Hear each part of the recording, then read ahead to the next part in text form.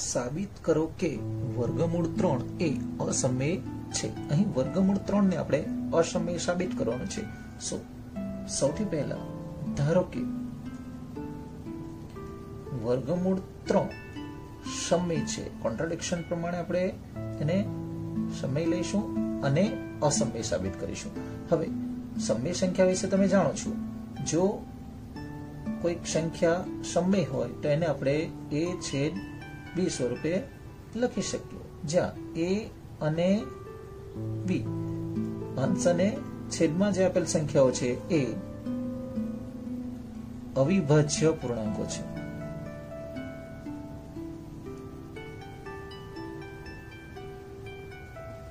Okay, ના વર્ગ કરીશું તો આપણને 3 મળશે અને અહીં a² and b²। ના આ b² જે છે એને 3 સાથે આપી દેતા આપણને a² = 3b² મળશે। હવે અહીં આવ્યા પછી ખાસ પ્રમેય 1.3 નો ઉપયોગ કરીશું। સી p એ કોઈક a² નો અવયવ હોય તો p એ નો પણ અવયવ થાય। પ્રમેય 1.3 નો સ્ટેટમેન્ટ બરાબર ધ્યાનથી સમજો। p એ કોઈક અવિભાજ્ય સંખ્યા હોય અને એ કોઈક પૂર્ણ વર્ગ સંખ્યા a² નો અવયવ હોય તો એ p એ a² ના વર્ગમૂળ નો પણ અવયવ થાય। Like 5 is factor of 25। 5 એક એવી સંખ્યા છે, અવિભાજ્ય સંખ્યા છે અને 25 એ પૂર્ણ વર્ગ સંખ્યા છે, એટલે કે a² નું મૂલ્ય કેટલું છે 25। ધેટ મીન્સ a બરાબર કેટલા થશે 5 થશે। જો 5 એ 25 નો અવયવ હોય તો 5 જે છે એ એનું વર્ગમૂળ 5 નો પણ અવયવ થાય। સી બીજા ઉદાહરણ દ્વારા 2 એ કોઈક પૂર્ણ વર્ગ સંખ્યા 4 નો અવયવ છે તો 2 જે છે એ એના વર્ગમૂળ 2 નો પણ અવયવ થાય। ઓકે, સો અહીં 3 કેવી સંખ્યા છે અવિભાજ્ય સંખ્યા છે। એક 3 માટે સમજી લઈએ। સપોઝ 3 જે છે એ 9 નો અવયવ છે, જે આપણી પૂર્ણ વર્ગ સંખ્યા છે, તો 3 જે છે એ એના વર્ગમૂળ 3 નો પણ અવયવ થાય। ઓકે, સી આ બધા કિસ્સાની અંદર આ જે છે એ શું છે a² છે અને આ જે સંખ્યાઓ છે એ શું છે એ છે। તો તમે જોઈ શકો છો કોઈક અવિભાજ્ય સંખ્યા a² નો અવયવ હોય તો એ અવિભાજ્ય સંખ્યા a નો પણ અવયવ થાય। ઓકે, સો અહીં 3 એક એવી સંખ્યા છે, અવિભાજ્ય સંખ્યા છે, ધેરફોર 3 એ a² નો અવયવ છે, માટે 3 એ એના વર્ગમૂળ a નો પણ અવયવ થાય। ઓકે, હવે 3 જે છે એ a નો અવયવ હોય।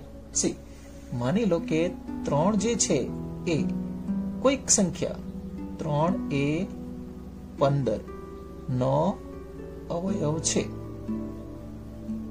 તો આપણે આવું કંઈક લખી શકીએ 15 બરાબર 3 ગુણ્યા કોઈક સંખ્યા બરાબર છે, જે અહીં આપણે અજ્ઞાત તરીકે c લઈશું, જ્યાં c નું મૂલ્ય કેવું છે કોઈક પૂર્ણાંક સંખ્યા છે।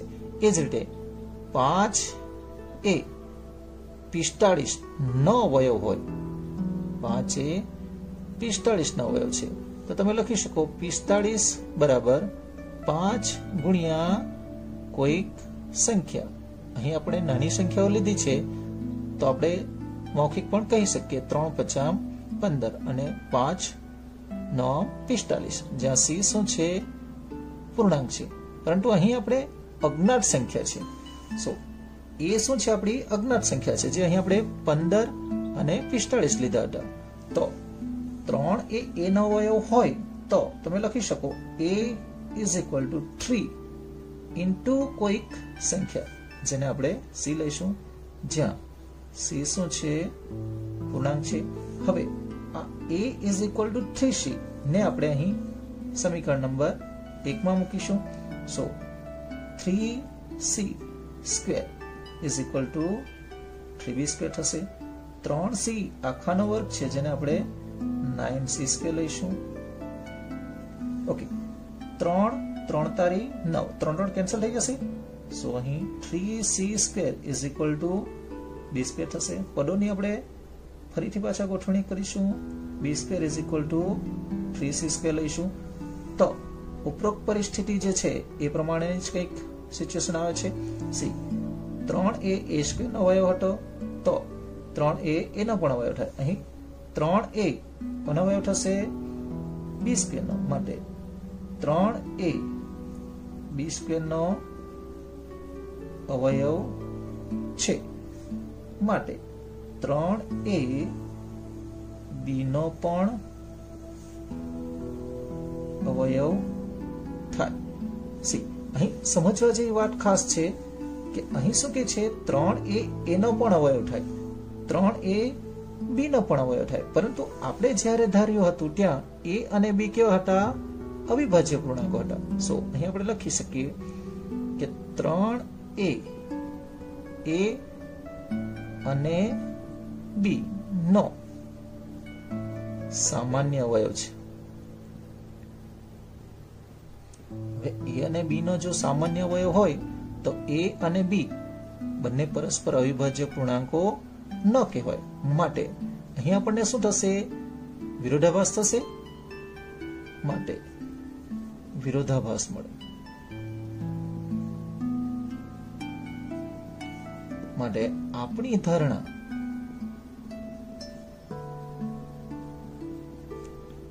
શું ધારણા હતી? વર્ગમૂળ 3 એ સમય છે.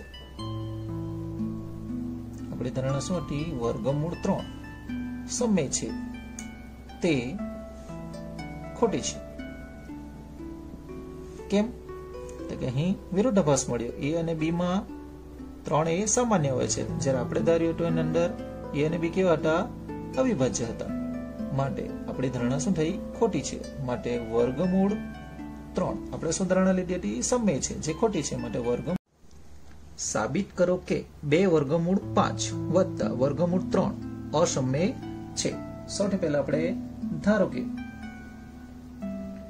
2 વર્ગમૂળ 5 વત્તા વર્ગમૂળ 3 એ સમય છે. કોન્ટ્રાડિક્શન મેથડ પ્રમાણે સાબિત આપીશું. જો સમય હોય 2√5 પ્લસ √3 એ જો સમય હોય then તમે એને a બાય b ફોર્મમાં લખી શકો, જ્યાં a અને b પરસ્પર અવિભાજ્ય પૂર્ણાંકો છે.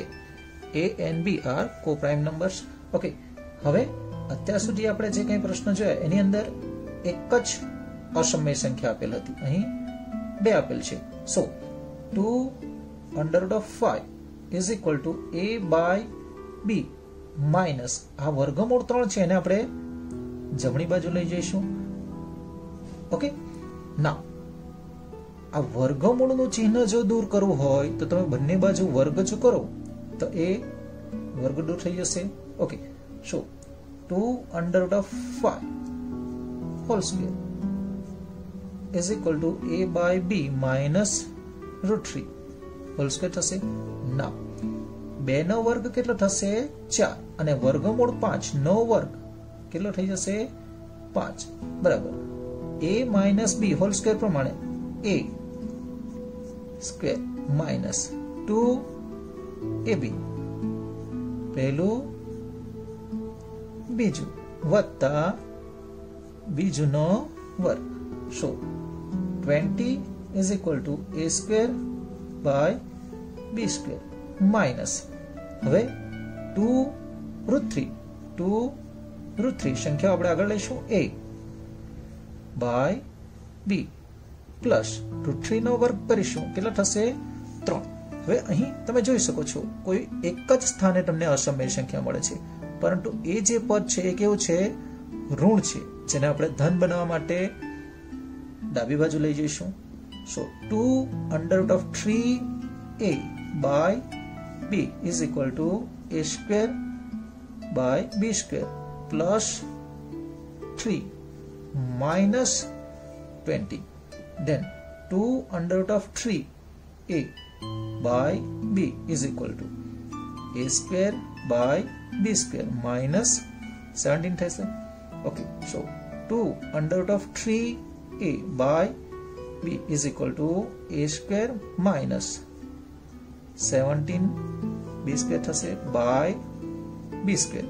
હવે આપણે અસમય સંખ્યા છે એને એક તરફ રાખવાની છે. So root 3 is equal to 2 and a ક્યાં જશે? નીચે જશે અને આ b ક્યાં જશે? ઉપર. Like a square minus 17 b square into b by 2 and a. 2 and a નીચે આવશે into b square છે જ already. Okay, so તમને root 3 is equal to b cancel થઈ જશે. Okay, one time b cancel થઈ જશે. So a square minus 17 b square by 2a and b 2ab મળશે. Okay, now અહીં a b 2 and minus 17 a પૂર્ણાંકો હોવાથી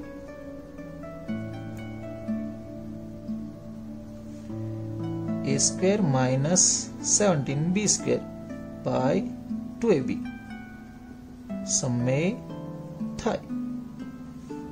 માટે વર્ગમૂળ 3 પણ સમય થાય. શાના આધારે? સમાનતાના ગુણધર્મને આધારે. પરંતુ વર્ગમૂળ 3 એ અસમય છે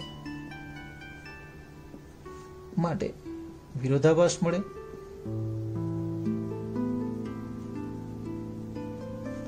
માટે આપણી ધારણા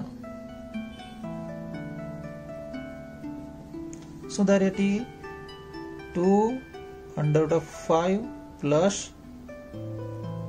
root 3 a સમય છે તે ખોટી છે. Therefore 2 under root of 5 plus root 3 a અસમય છે. Okay.